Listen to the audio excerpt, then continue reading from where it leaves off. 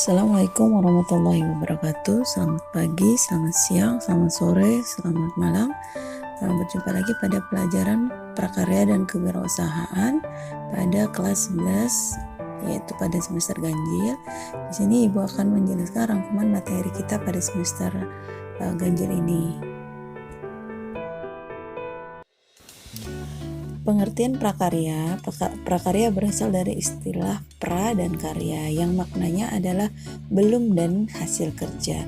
Definisinya adalah suatu hasil karya yang belum jadi dan masih berupa konsep atau prototip. Arti dari pengolahan prakarya ini adalah membuat atau menciptakan, yang pada dasarnya prinsip kerja dalam pengolahan suatu karya adalah dengan mengubah bahan mentah menjadi produksi hasil dengan cara mencampur atau memodifikasikan bahan.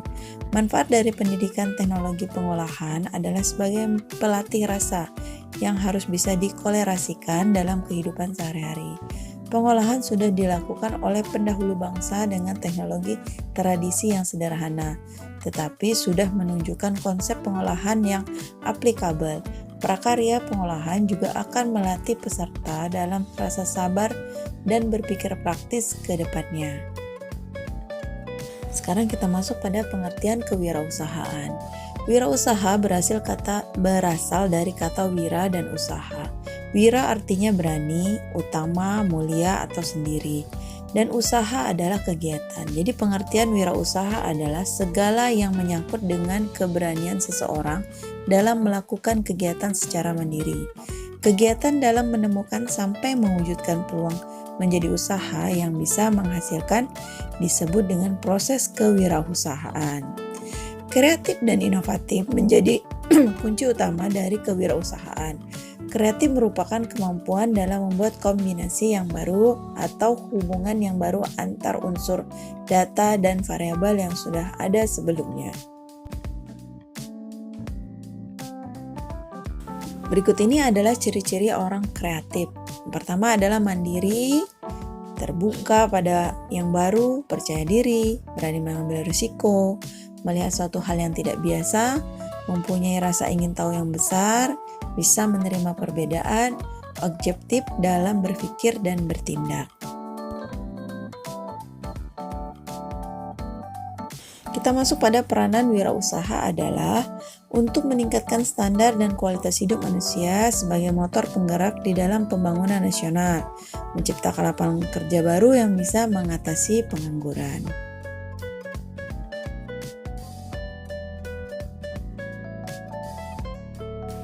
Pengembangan kreativitas adalah seseorang yang disebut ahli atau menguasai sebuah keterampilan tidak dengan cara yang spontan. Urutan pengembangan keterampilan ini melalui beberapa langkah berikut. Yang pertama didasari dengan rasa suka atau minat. Yang kedua adalah melakukan pembelajaran. Yang tiga adalah menjadikan sebuah hobi atau kebiasaan. Yang keempat menguasai keterampilan. Dan yang kelima adalah mampu mengembangkan menjadi inovasi baru.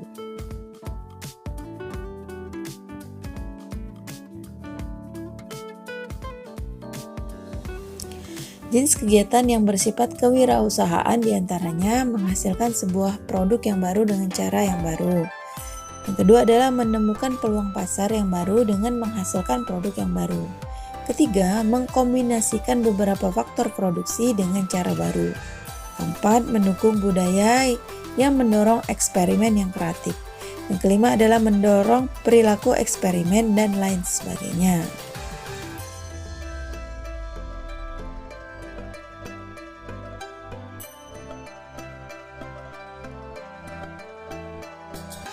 Berikut ini karakteristik yang harus dimiliki oleh seorang wirausaha. Yang pertama adalah berbudi pekerti luhur, bekerja keras dan disiplin, mandiri dan realistis, berpikir positif dan bertanggung jawab.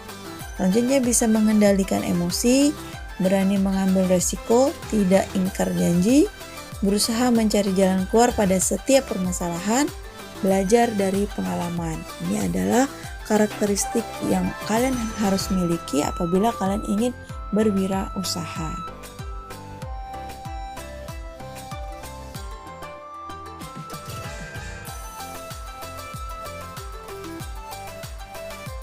sekarang kita masuk pada pembahasan materi kita, yaitu pengolahan makanan khas asli daerah dari bahan nabati dan hewani. Adapun pembahasan kita adalah di sini ada ide dan peluang usaha, analisis peluang usaha, sumber daya pengolahan makanan, administrasi dan pemasaran, komponen perencanaan usaha, dan penyusunan perencanaan usaha. Ide dan analisis peluang usaha. Ide adalah rancangan yang tersusun dalam pikiran yang berupa gagasan baru untuk meraih tujuan. Sedangkan peluang usaha adalah kesempatan yang dimanfaatkan seseorang untuk mendapatkan apa yang diinginkan berupa keuntungan, kekayaan, ataupun uang dengan berbagai sumber daya yang ia miliki. Pengertian analisa peluang usaha adalah cara yang disusun oleh calon wirausahawan untuk menentukan apa saja yang hendak dilakukan atau sebuah kegiatan yang dilakukan untuk melakukan riset, perencanaan, prediksi, hingga proses evaluasi suatu usaha yang sudah dijalankan maupun yang baru akan berjalan. Upaya yang harus dilakukan untuk menganalisis peluang usaha adalah: yang pertama, harus percaya dan yakin dengan usahanya. Yang kedua, menerima gagasan baru. Yang ketiga, berintrospeksi diri. Keempat, bersifat terbuka. Kelima, etos kerja tinggi. Terakhir yang keenam, pandai berkomunikasi. Sumber daya. Sumber daya adalah suatu potensi yang dimiliki oleh materi atau unsur lain dalam kehidupan di mana ia dapat meningkatkan kesejahteraan hidup manusia. Sumber daya yang diperlukan untuk pengolahan makanan adalah man atau manusia, money atau uang, material atau bahan, mesin atau peralatan, metode atau cara kerja, market atau pasar. Yang terakhir adalah information atau informasi. Hanya biasanya kita menyingkatnya dengan 6M. Jadi sampai pada man, money, material, machine, method, dan market. Pembagian sumber daya pangan adalah yang pertama adalah bahan pangan nabati. Bahan pangan nabati ini terdiri dari apa? Bahan pangan nabati ini yang berasal dari tanaman atau tumbuh-tumbuhan. Dapat berupa akar, batang, dahan, daun, bunga, atau buah, dan beberapa bagian tanaman atau bahkan keseluruhan. Selanjutnya dalam proses penyimpanan, daya tahannya lebih lama. Selanjutnya bahan pangan hewani, yaitu yang seperti kita ketahui hewani berarti berasal dari hewan atau olahan yang bahan dasarnya dari hasil hewan. Daya simpannya jauh lebih singkat dibandingkan nabati. Dan produknya bisa susu, daging, ikan, telur, ya.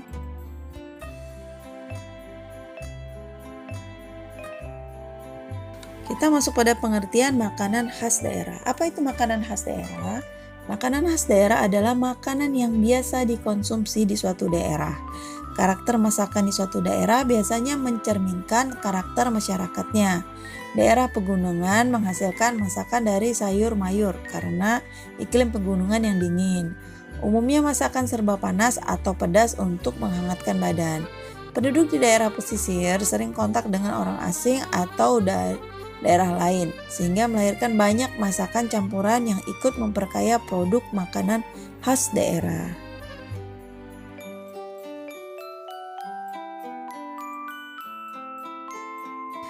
Aneka jenis produk makanan khas daerah, karena Indonesia itu terdiri dari berbagai macam daerah dan suku, daerahnya juga sangat luas, jadi melahirkan kebudayaan yang beraneka ragam, termasuk di dalamnya adalah makanan. Jadi makanan di Indonesia juga merupakan makanan yang banyak macamnya atau makanan khas yang berbeda-beda di setiap daerah. Masakan khas di daerah itu punya ciri khas tersendiri. Contohnya adalah masakan dari Jawa Barat. Jawa Barat itu cenderung menggunakan sayur-sayuran mentah ya untuk makanannya, seperti karedok ataupun suka dengan lalap-lalapan yang dimakan bersama sambal. Rasanya sedikit pedas dan asam untuk rasa, sedangkan dominan masakannya terbuat dari ikan. Contoh masakannya adalah karedok dan ikan atau pepes ikan. Selanjutnya adalah masakan dari Jawa Tengah. Di Jawa Tengah cenderung menggunakan bumbu yang dominan itu digunakan adalah bawang putih. Lalu sering kita temukan juga masakannya bersantan. Rasa manis lebih disukai kalau untuk daerah Jawa Tengah. Contoh masakannya adalah gudeg. Berikutnya adalah contoh masakan dari Jawa Timur. Dari Jawa Timur itu banyak menggunakan terasi dan petis sebagai pemberi rasa pada masakan. Rasanya agak pedas. Masakan banyak dimatangkan dengan cara direbus, digoreng, dipepes, dan dibakar. Contoh masakan khas dari Jawa Timur adalah rujak cingur. Selanjutnya dari masakan dari Sumatera, yang terkenal ya, menggunakan banyak bumbu terutama masakan dari Sumatera Barat. Masakannya menggunakan banyak cabai yang rasanya relatif pedas. Daerah Sumatera Selatan sangat suka masakan yang rasanya asam. Masakan banyak dimatangkan dengan cara direbus, dibakar, dan digoreng. Waktu memasaknya relatif lebih lama. Masakan dari Sumatera Barat banyak menggunakan santan yang kental. Masakan dari sayur tidak banyak jumlahnya, kalaupun ada jenis sayurnya tidak bervariasi.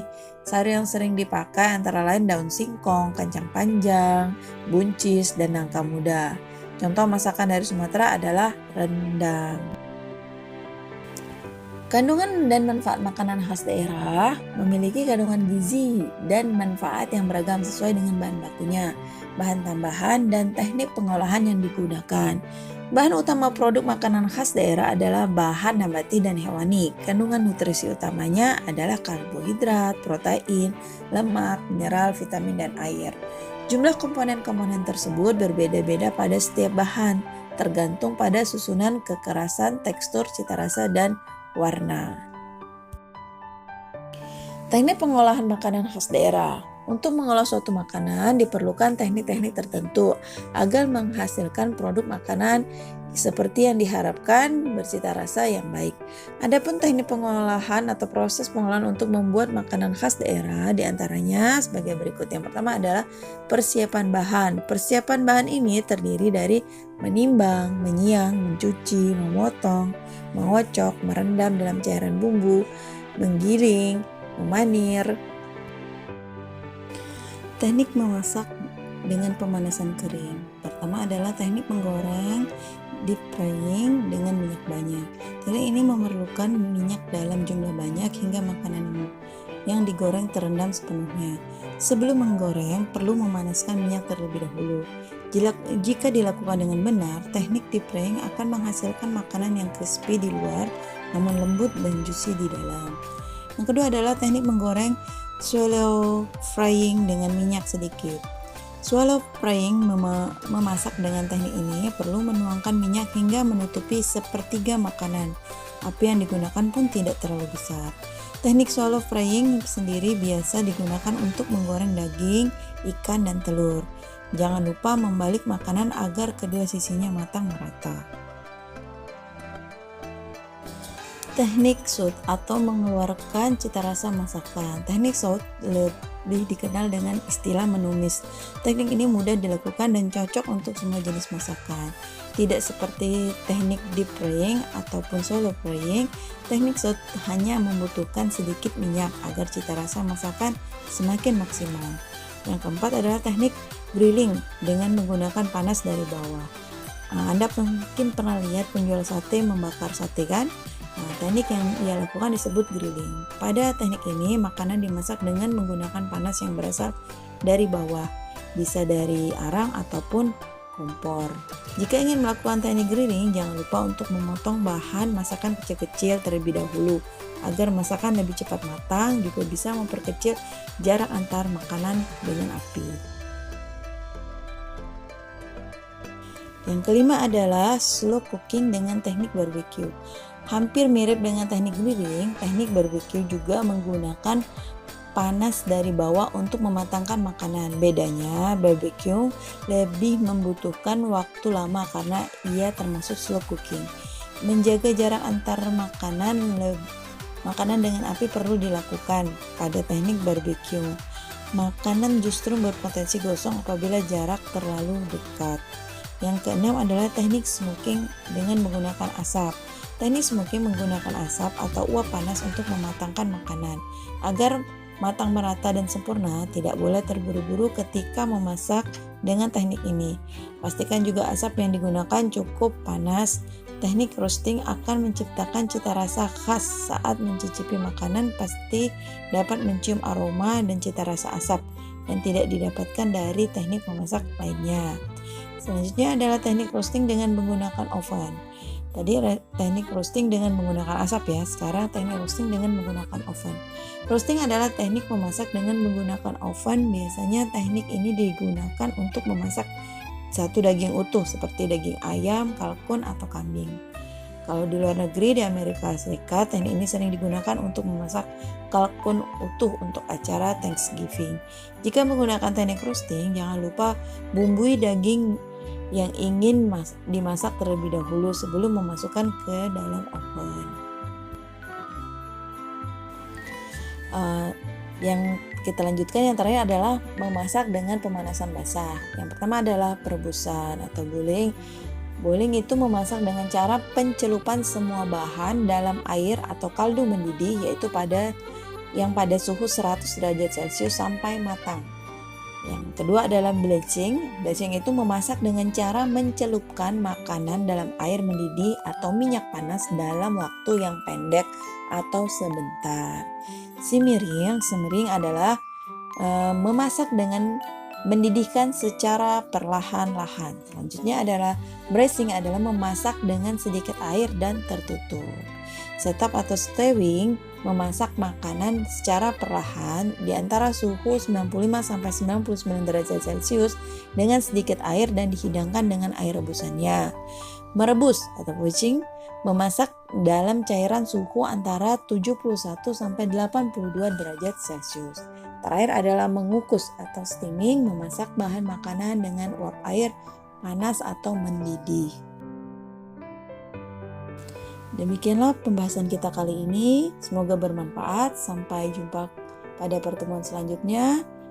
Selamat pagi, selamat siang, selamat sore, selamat malam. Assalamualaikum warahmatullahi wabarakatuh.